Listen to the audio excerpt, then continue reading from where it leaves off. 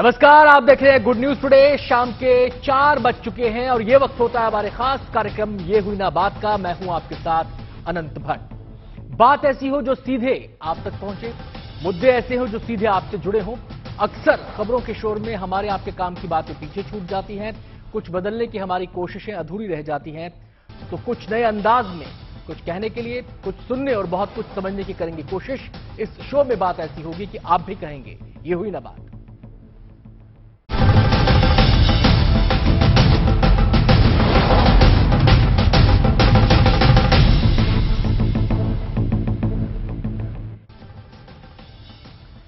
तो कार्यक्रम में आज बात होगी सूर्य ग्रहण की। इस साल के पहले सूर्य ग्रहण की उल्टी गिनती शुरू हो चुकी है। तेजी से करीब आते वक्त के साथ लोगों की इस खगोलीय घटना के प्रति उत्सुकता और दिलचस्पी बढ़ रही है। आकाश में सूर्य को ढकते हुए देखना, यह नजारा लोगों को रोमांच से भर देता है। दुनिया के वो हिस्से फिर से इस रोमांच को जीने के लिए तैयार हैं जहां सूर्य ग्रहण का यह खूबसूरत नजारा दिखने वाला है। यह एक ऐसी खगोलीय घटना है जिसमें विज्ञान की भी दिलचस्पी है और ज्योतिषियों की भी।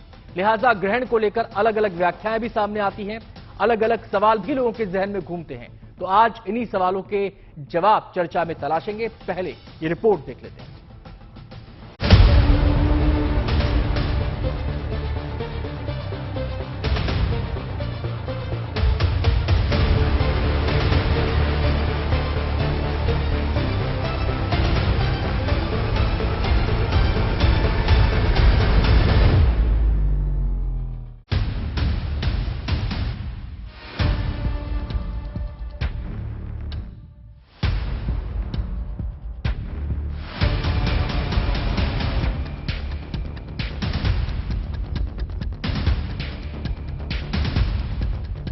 सत्रह, 18, 19 और 20।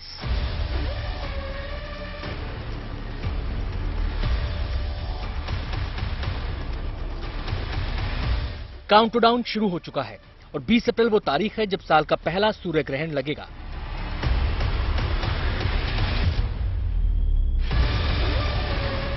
दुनिया के एक बड़े हिस्से में साल का ये सूर्य ग्रहण दिखाई देगा। हालांकि भारत में सूर्य ग्रहण नजर नहीं आएगा।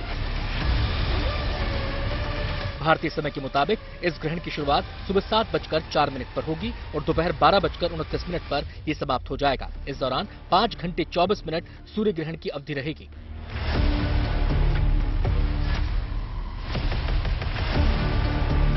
जैसे जैसे सूर्य ग्रहण का दिन करीब आता जा रहा है, लोगों के मन में कौतूहल बढ़ रहा है। जिन देशों में ग्रहण लगेगा वहां लोगों में जिज्ञासा भी है और इसके लिए तैयारियां भी।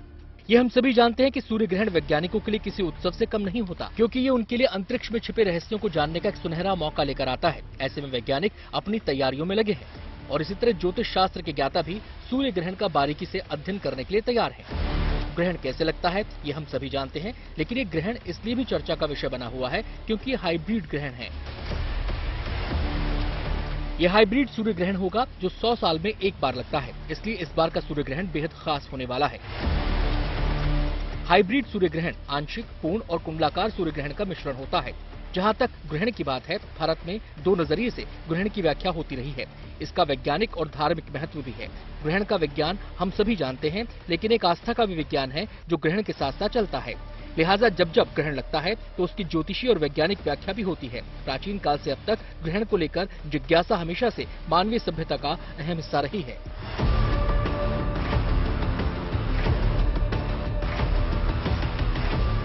ये जो ग्रहण होता है ना, चाहे वो सूर्य ग्रहण हो या चंद्र ग्रहण, विज्ञान के लिए बहुत ही रहस्यमयी चीज नहीं है। बस एक ऐसी पोजीशन है जिसमें कि पृथ्वी, सूरज और चंद्रमा एक विशेष परिस्थिति में हो जाते हैं। इसलिए विज्ञान इसे रहस्य की तरह से नहीं देखता। ज्योतिष शास्त्र में ग्रहण को देखने की एक अलग दृष्टि है। ज्योतिषी ये तो मानते हैं कि एक खगोलीय घटना है, लेकिन इसके पार जाकर मानवीय जीवन पर पड़ने वाले असर का भी ज्योतिष में मूल्यांकन किया जाता है। सूर्य ग्रहण हो या चंद्र ग्रहण हो, उसमें राहु और केतु का इन्वॉल्वमेंट होता है, भूमिका होती है। और ज्योतिष में राहु और केतु को रहस्य का सबसे बड़ा ग्रह माना जाता है। तो ज्योतिष के हिसाब से भी ग्रहण कोई ना कोई रहस्यमयी चीजें पैदा करता है। ग्रहण क्यों लगते हैं, इस सवाल पर विज्ञान और ज्योतिष काफी हद तक सहमत नजर आते हैं, लेकिन जब इसके प्रभाव की बात होती है तो ज्ञान की दोनों धाराएं अलग अलग दिशाओं में बहती हैं। ग्रहण का हर व्यक्ति के ऊपर प्रभाव पड़ता है, देश और दुनिया पर प्रभाव पड़ता है, और ऐसा नहीं कह सकते कि ग्रहण का प्रभाव केवल नकारात्मक होता है, केवल निगेटिव होता है। ग्रहण का प्रभाव पॉजिटिव भी हो सकता है, सकारात्मक भी हो सकता है। और हमारे आचार्यों ने कहा है कि ग्रहण में अगर आप ध्यान करते हैं, अगर आप साधना करते हैं, मंत्र सिद्ध करना चाहते हैं या दीक्षा लेना चाहते हैं, तो ग्रहण में ऐसे काम बड़े शुभ होते हैं। कुछ वैज्ञानिक चीजें हैं जो कि इसके कारण बढ़ जाती हैं, जैसे कि ज्वार भाटा की कंडीशंस हैं, या कुछ चीजें हैं जो घट जाती हैं, जैसे कि एटमॉस्फेयर में कुछ मॉलिक्यूल्स होते हैं जो सूरज के कारण होता है, तो जब सूर्य ग्रहण होता है तो वो कम हो जाते हैं। ऐसे में बस इतना ही समझने की जरूरत है कि विज्ञान इसे विज्ञान की तरह से ही देखता है। हालांकि जब ग्रहण की व्याख्या की जाती है तो पृथ्वी, सूर्य और चंद्रमा की स्थिति की बात होती है और इन्हीं से जुड़ा शोध वैज्ञानिक करते हैं, लेकिन विज्ञान ग्रहण और आपदाओं का कोई संबंध नहीं मानता। अगर ज्योतिष में इन तमाम चीजों को ग्रहण से जोड़ा जाता है। देखिए, ग्रहण शुभ या अशुभ नहीं होते, लेकिन ग्रहणों का प्रभाव प्रकृति पर और मानवीय जीवन पर जरूर पड़ता है। उस समय की ग्रह स्थितियों के अनुसार ये प्रभाव अच्छा भी हो सकता है और बुरा भी हो सकता है, लेकिन ज्यादातर ग्रहणों का प्रभाव प्रकृति पर अवश्य पड़ता है और मानव के जीवन में खास तौर से देश दुनिया की सत्ताओं पर और राजनीति पर ग्रहण का प्रभाव सबसे ज्यादा महसूस किया जाता है। ये शुभ या अशुभ के कैटेगरी में या आपदाओं के लाने की कैटेगरी में इसे ग्रहण को हम लोग ग्रहण नहीं कर सकते। वैसे ग्रहण अपने आप में ही एक अशुभ शब्द है हिंदी शब्दकोश में। किसी भी चीज का अगर कोई अनाधिकृत प्रयोग होने लगे तो उसे ग्रहण करते हैं। सूर्य ग्रहण कोई पहली बार नहीं लग रहा और ना ही अंतिम बार, लेकिन चाहे सूर्य ग्रहण हो या फिर चंद्र ग्रहण, जब जब ये लगते हैं लोगों में कौतूहल होने लगता है, लोगों के मन में सवाल भी उठते हैं और ये सवाल रोमांच पैदा करते हैं। ग्रहण को लेकर हमारी समझ वैज्ञानिक भी है और धार्मिक मान्यताओं से जुड़ी हुई भी। ऐसे में कई बार ग्रहण के इर्द गिर्द रहस्य का एक संसार भी देखने को मिलता है। तो आज ग्रहण का वैज्ञानिक पहलू भी आपके सामने होगा और धार्मिक नजरिया भी। Bureau report, good news today.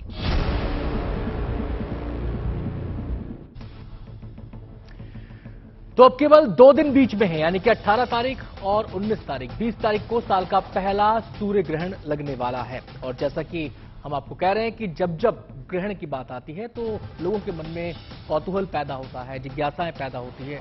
ये ग्रहण लोगों को रोमांच से भी भरते हैं। सब लोगों की अपनी अपनी दृष्टि, अपना अपना नजरिया इन ग्रहणों को देखने का होता है। तो तमाम पहलुओं पर चर्चा करने के लिए हमारे साथ खास मेहमान आज कार्यक्रम में जुड़ गए हैं। सबसे पहले मेहमानों से आपका हम परिचय करा दें। हमारे साथ आरसी कपूर सर हैं, जो कि साइंटिस्ट हैं Indian institute of astrophysics Bengaluru से। इसके अलावा बीके त्यागी सर हैं हमारे साथ, जो कि प्रिंसिपल साइंटिस्ट हैं विज्ञान प्रसार के। और हमारे साथ पंडित दिवाकर त्रिपाठी भी प्रयागराज से जुड़ रहे हैं। सभी मेहमानों का बहुत बहुत स्वागत है हमारे साथ इस चर्चा में शामिल होने के लिए। और सबसे पहले मैं आरसी कपूर सर का रुख करना चाहूंगा, जो कि बेंगलोर से हमारे साथ जुड़ रहे हैं। सर, ग्रहण ये शब्द जब लोग सुनते हैं, इसके बारे में सोचते हैं, इसके बारे में विचार करते हैं, तो उनको ये एक किस्म के रोमांच से भर देता है, उनके जहन में जिज्ञासाओं को जन्म देता है। जबकि आप जो वैज्ञानिक व्याख्याएं हैं सब जानते हैं ग्रहण क्यों लगते हैं, कैसे लगते हैं, उसके बावजूद ये रोमांच लोगों के मन में क्यों पैदा होता है? देखिए, बड़ी ही कौतूहल की चीज है, क्योंकि सूर्य तो कुछ हो रहा है ऐसा लोगों को लगने लगता है जब ग्रहण होता है। तो जैसा कि हमने बचपन में स्कूल की किताबों में पढ़ा कि किस प्रकार से ग्रहण होता है, चंद्रमा पृथ्वी और सूर्य के बीच में आ जाने से जब चंद्रमा सूर्य की रोशनी को डूबता है तो ग्रहण की स्थिति हमको देखने को मिलती है। हम वैज्ञानिक तौर पर केवल एक ही बात लोगों से कहते हैं कि सूर्य ग्रहण के समय सूर्य को सीधे आंख से मत देखिए, उसके लिए प्रोटेक्टिव चश्मा चाहिए या फिल्म चाहिए, जैसे कि मैं इस समय आपको ये दिखा रहा हूँ। ये देखिए, ये माइलर फिल्म है और ये सूर्य की रोशनी करीब 1 लाख गुना कम कर देता है, तभी हमको सेफली हम सूर्य के ग्रहण की हालत में देख सकते हैं। लेकिन जो पूर्ण सूर्य ग्रहण होता है उस समय जो है ऐसी कोई पाबंदी नहीं है और वही समय देखने का है। जो मौजूदा ग्रहण है जो 20 तारीख को लगने जा रहा है, तो ये हाइब्रिड ग्रहण है, ये मतलब डबल है। आप ये समझिए, पार्शियल भी दिखेगा कई स्थानों से और कुछ विशेष स्थानों से एनुलर के रूप में और टोटल के रूप में। टोटल का मतलब है कि जब चंद्रमा सूर्य की डिस्क को पूरी तरह से ढक लेता है जी। और जो एनुलर है इससे क्या होता है कि चंद्रमा का जो कोणीय आकार है सूर्य के कोणीय आकार के मुकाबले जरा कम पड़ जाता है। तो जब वो सेंट्रल अलाइनमेंट की स्थिति आती है तो उस समय चंद्रमा सूर्य को पूरी तरह से नहीं देख पाता, आपको उसके चारों में चमकीला वलय दिखता है, वो एनुलर इक्लिप्स की स्थिति है। इस बार जो स्थिति बन रही है इसमें चंद्रमा का जो कोणीय आकार है सूर्य के मुकाबले बहुत कम डिफरेंस है, तो कुछ स्थानों पर आपको एनुलर दिखेगा, कुछ स्थानों पर आपको टोटल। तो जो टोटल वाली जो जगह हैं वो वेस्टर्न ऑस्ट्रेलिया में है। जो प्रमुख शहर हैं एक्समाउथ है और लिंगालू, और हाँ हजारों लाखों की संख्या में लोग पहुंच चुके हैं और वो इस ग्रहण का नजारा देखने के लिए। और शुरुआत इस ग्रहण की जो है इंडियन ओशन से है, यहाँ पर ये एनुलर होगा यानी कि वलयाकार, और इसका अंत भी वलयाकार है प्रशांत महासागर में।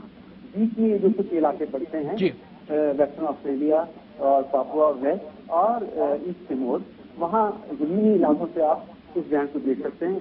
बहुत से लोग क्रूज में जा रहे हैं, समुद्र में यात्रा करते करते वो ग्रहण का दर्शन करेंगे। चलिए, बीके त्यागी सर का जी बीके त्यागी सर का मैं यहाँ पे रुख करना चाहूंगा, जो कि प्रिंसिपल साइंटिस्ट हैं विज्ञान प्रसार के। त्यागी सर, जब ग्रहण की बात आती है, एक तो ये शब्द ही अपने आप में कौतूहल पैदा करता है लोगों के जहन में, और एक इसके आसपास एक अजीब सा रहस्यवाद का आवरण भी देखने को मिल रहा है। इसकी वजह हमारी प्राचीन काल से हर सभ्यता में, हर देश में, हर जगह पर इससे जुड़ी तमाम कथाएं हैं। कोई इसको ड्रैगन के साथ जोड़ता है, कोई इसे वॉर के साथ जोड़ता है, कोई इसे अलग किस्म से देखता है। तो अलग अलग जगहों पर अलग कथाएं इसको लेकर प्रचलित रही हैं।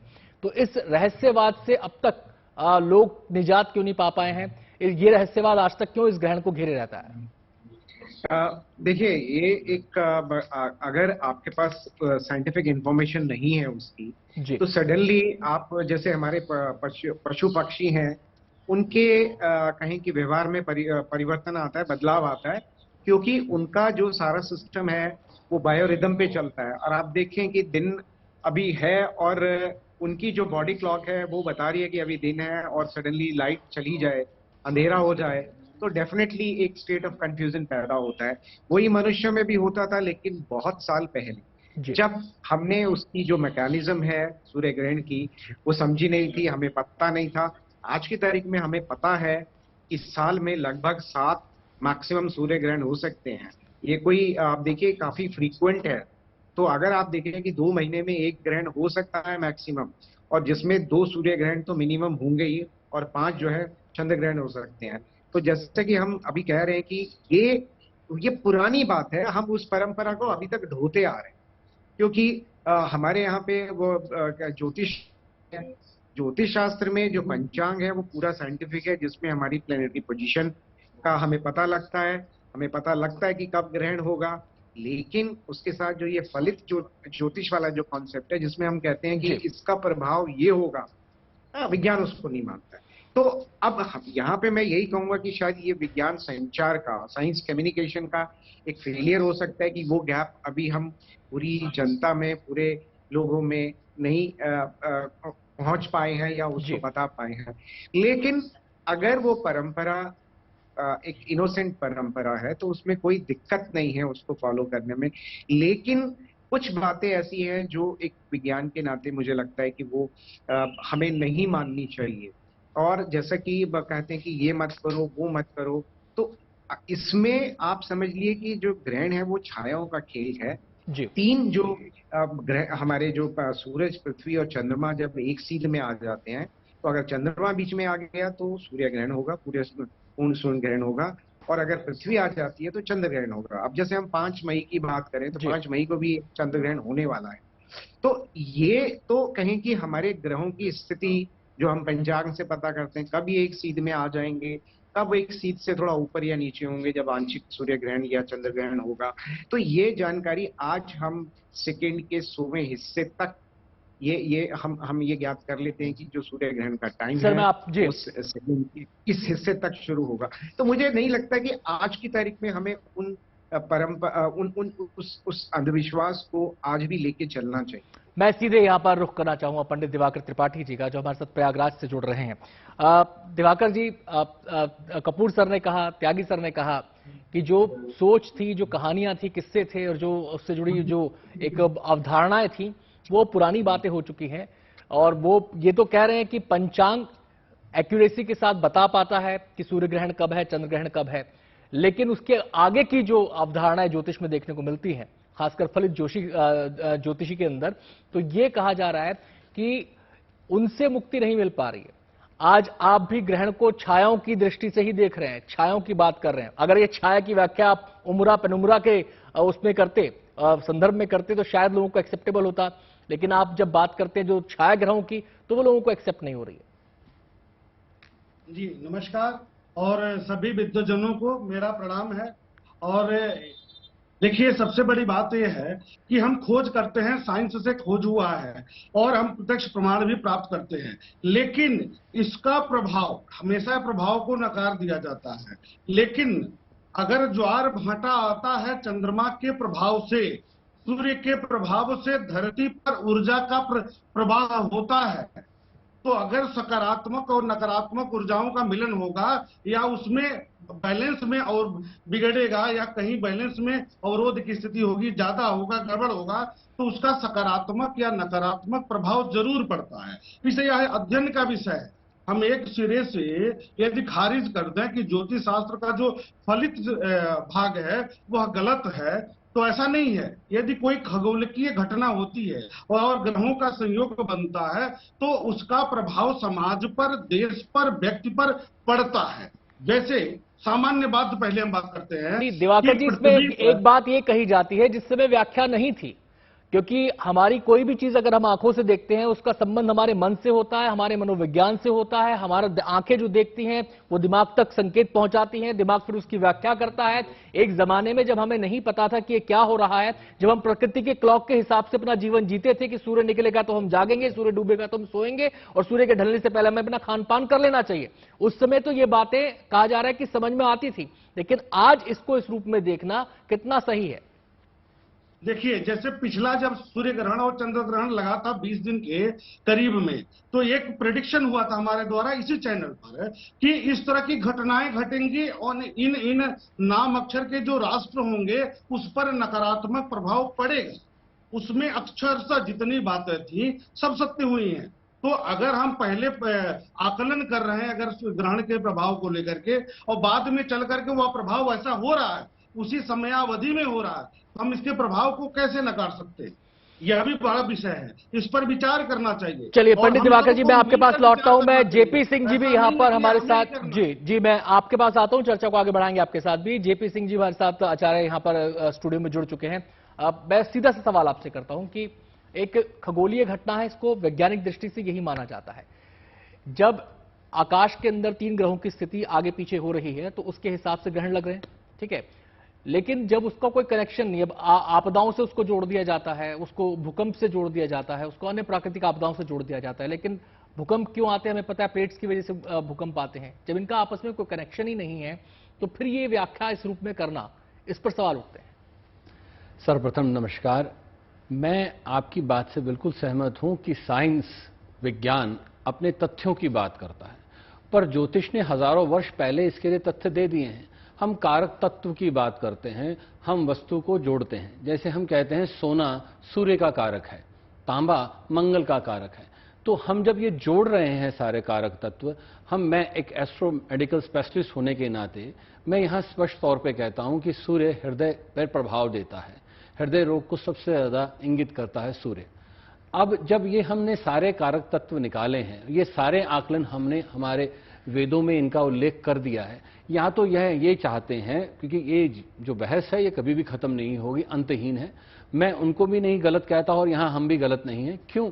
क्योंकि जब हम ये जानते हैं कि तथ्य हमारे शास्त्रों में हैं, या तो इसकी थीसिस लिखकर आपको दी जाए कि साहब देखिए यहां पर इस पंक्ति में ये उल्लेख किया गया है कि ग्रहण के बाद ये प्रभाव आते हैं, भूकंप क्यों आते हैं उसका कारक ये है, तो आप मानेंगे। जब एक ज्योतिषीय आचार्य या खगोल गणना करने वाला ये बात कहता है, हम उसको गलत मान लेते हैं, क्योंकि वो सिर्फ तथ्य नहीं देके सिर्फ आपके सामने फलित ज्योतिष के आधार पर कह रहा है, पर वो तथ्य उसके साथ ही निहित हैं, उसमें छुपे हैं।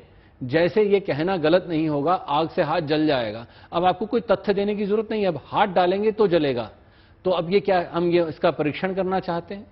ये बिल्कुल गलत धारणा है कि हम ये मान लें कि ज्योतिष सिर्फ कपोल कल्पना है। नहीं, यहां पर विज्ञान की तरह से ये भी पूरी गणना करके और उसके आधार पर बात करते हैं। लेकिन सिंह सर, यहाँ पर एक सवाल ये भी उठता है कि अब सूर्य ग्रहण साल में 5 से 7 मैक्सिमम लग सकते हैं, चंद्र ग्रहण सूर्य ग्रहण साल में लगते ही रहते हैं, मिनिमम 2 हो सकते हैं, 4 भी हो सकते हैं, 5 भी हो सकते हैं।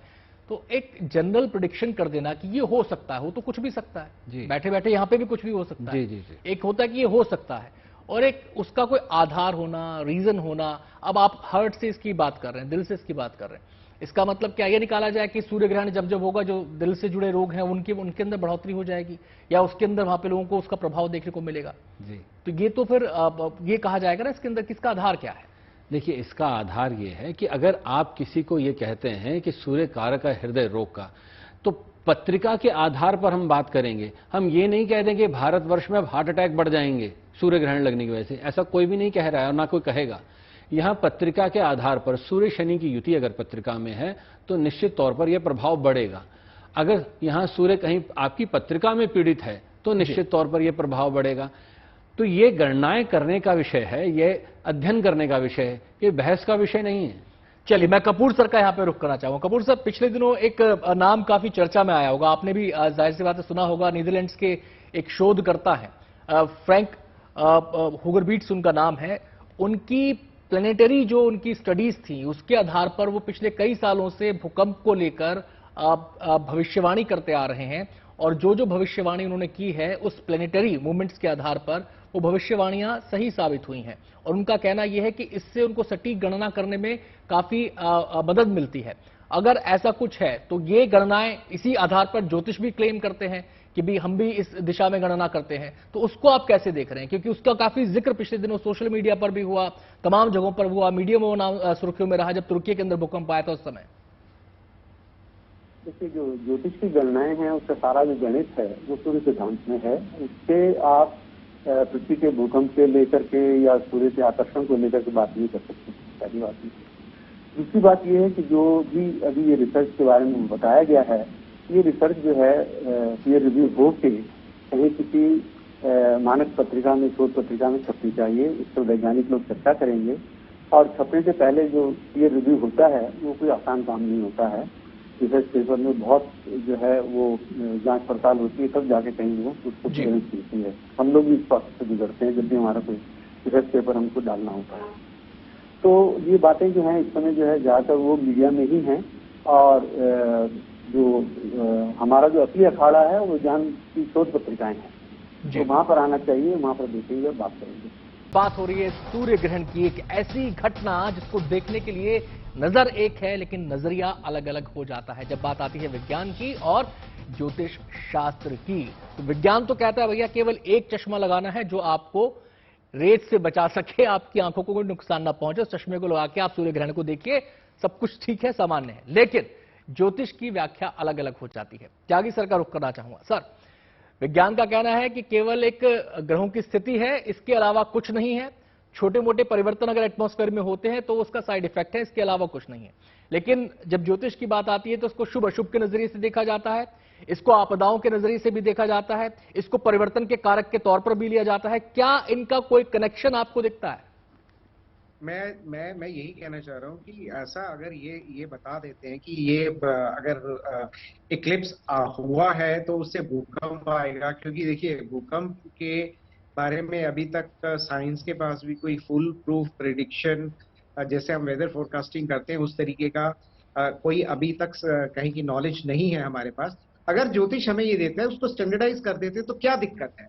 लेकिन यहाँ पे मैं कहना चाहूंगा कि जो आपने अभी सोशल मीडिया पे कोई जिक्र किया था किसी व्यक्ति का जो फ्रैंक जिसने हुगरबिट्स। प्रिडिक्ट करके बताया, वो पुराने पैटर्न पे एक पैटर्न निकाला है उन्होंने, ठीक है, लेकिन आने वाले समय के लिए वो नहीं बता पाएंगे। मैं उनसे आज अगर वो मेरी बात उन तक पहुंचा दें कि आने वाला जो भूकंप है वो कहाँ होगा और कब होगा, अगर वो बता दें तो मैं नतमस्तक हो जाऊंगा उनके सामने, और उसको हम स्टैंडर्डाइज त्यागी करने सर, की काफी कोशिश चर्चा करेंगे। उनकी इसलिए हुई है पिछले दिनों, हुगरबिट्स की चर्चा काफी इसलिए हुई है कि उन्होंने जो नहीं जो सर, लेकिन वो प्रेडिक्शन। सोशल, देखिए सोशल मीडिया पे आप ऐसी कोई चटपटी चीज डाल दें जिसका कोई ऑथेंटिसिटी नहीं है। इवन गूगल पे भी जो इंफॉर्मेशन आती है उसमें एक ग्रुप होता है जो उसको ऑथेंटिकेट करता है, लेकिन सोशल मीडिया पे तो आप खुद नॉलेज कंटेंट क्रिएटर हैं और खुद ही आप उसको कंज्यूम करते हैं, और थोड़ा चटपटा उसमें मसाला है तो वो जल्दी वायरल हो जाती है।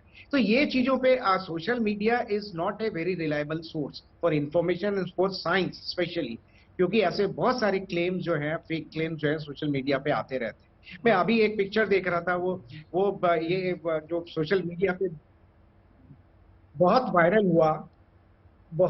हुआ जिसमें कि वो कहते हैं कि एक ऐसा पेड़ है उसके सामने अगर माचिस की तिल्ली लेके जाओ तो वो जल जाती है।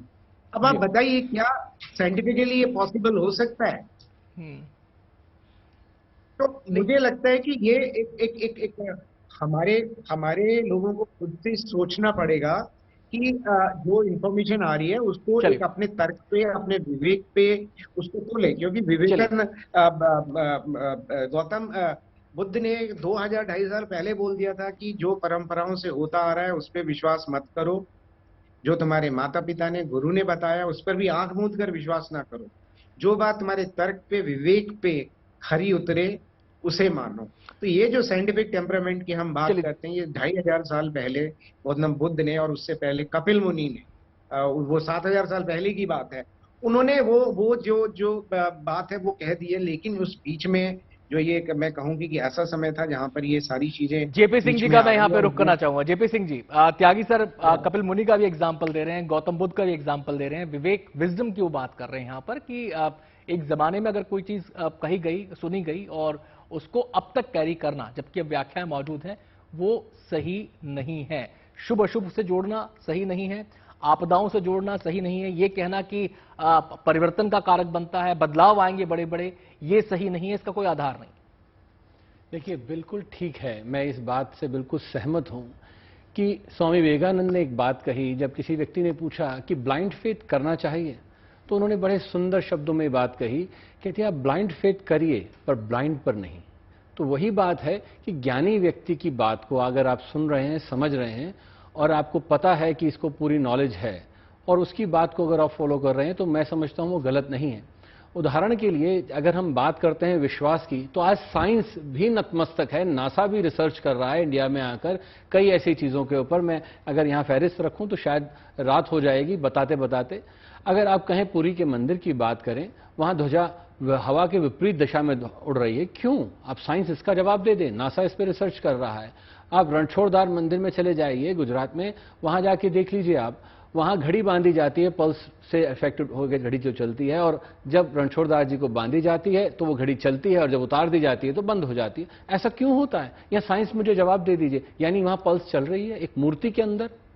यहाँ देखते हैं श्रीहरि, हम तिरुपति जी की बात कर लें, वहां माथे पे पसीना आ रहा है, क्यों आ रहा है? ऐसे बहुत सारे तथ्य हैं। अरे जनाब, ये सारी बातें जवाब आपने भी नहीं सोशल है, मीडिया पे पढ़ी हैं, आप खुद जाके उसको एक्सपीरियंस करिए। देखिए, तो आपके सारे जो डाउट्स हैं क्लियर हो जाएंगे। करके ही बोल रहा हूं साहब। आप अगर इसे खाली बहस का विषय बना लें, अगर कहीं विश्वास नाम की चीज है, अगर उसको नहीं माने और बहस करते रहे तो करते रहे सुबह से शाम तक, कोई अर्थ। चलिए, दिवाकर जी का मैं यहाँ पे रुख करना चाहूंगा। दिवाकर जी, सूर्य ग्रहण आ रहा है और इसको लेकर तमाम तरह की प्रेडिक्शंस हो रही हैं कि भी ये असर हो सकता है, वो असर हो सकता है। ऐसे अगर नकारात्मक असर की बात करने लगे तो एक सवाल यहां पर यह भी खड़ा होता है कि अब तक तो इस पृथ्वी को इन प्रभावों से, इन परिवर्तनों से खत्म ही हो जाना चाहिए था। इतने सूर्य ग्रहण लग चुके हैं इस पृथ्वी के विकास क्रम में। नहीं, ये बात नहीं है कि सूर्य ग्रहण लग गया या चंद्र ग्रहण लग गया तो नकारात्मक प्रभाव ही होगा या सकारात्मक प्रभाव ही होगा। जैसा कि अभी सर ने कहा इससे पहले कि अगर ज्योतिष शास्त्र से कोई गणना करके यह बता दे कि क्या घटना होने वाली है और अगर वह घटना हो जाती है तो हम नतमस्तक हो जाएंगे।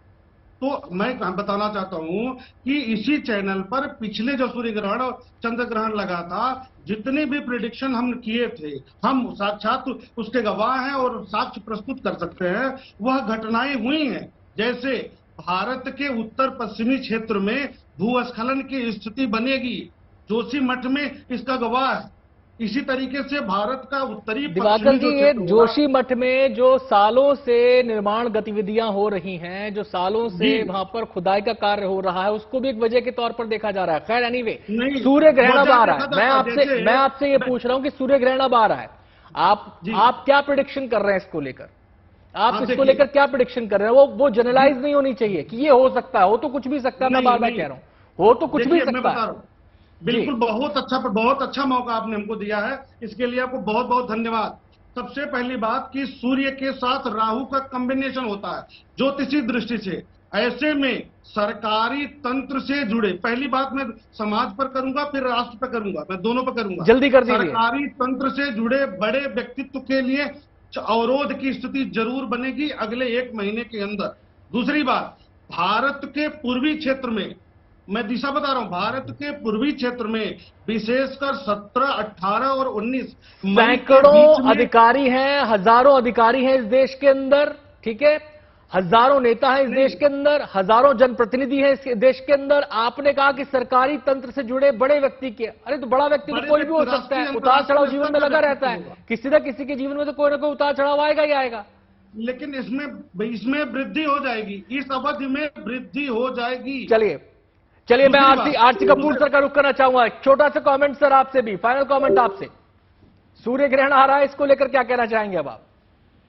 क्योंकि मैं भारतवर्ष में तो ये ग्रहण नहीं है, लेकिन फिर भी क्योंकि मैं इसको विज्ञान पर्व के रूप में देखता हूँ, मेरा स्कूल के विद्यार्थियों से अनुरोध है कि छोटे छोटे चार्ट बनाएं, घर के बाहर लगाएं और लोगों को बताएं ग्रहण कैसे होता है। ये मेरे ख्याल में एक बहुत बड़ी बात होगी, बच्चों को भी खुशी होगी कि वो किसी न किसी इस तरह की एक्टिविटी में हिस्सा लेने जा रहे हैं। बहुत बहुत शुक्रिया कपूर साहब से बातचीत करने के लिए। त्यागी सर आपका भी बहुत बहुत शुक्रिया, जेपी सिंह जी आपका भी शुक्रिया और दिवाकर जी आपका भी बहुत बहुत शुक्रिया हमारे साथ इस चर्चा में शामिल होने के लिए। तो उम्मीद करते हैं चर्चा काफी दिलचस्प रही, 2 अलग अलग नजरिए देखने समझने को मिले। लेकिन सूर्य ग्रहण आ रहा है, भारत में सूर्य ग्रहण नहीं है, और सूर्य ग्रहण का ये नजारा, ये अद्भुत नजारा आप टीवी स्क्रीन के जरिए दुनिया के जिस हिस्से में हो रहा है वहां पर देख सकते हैं। फिलहाल कार्यक्रम में इतना ही।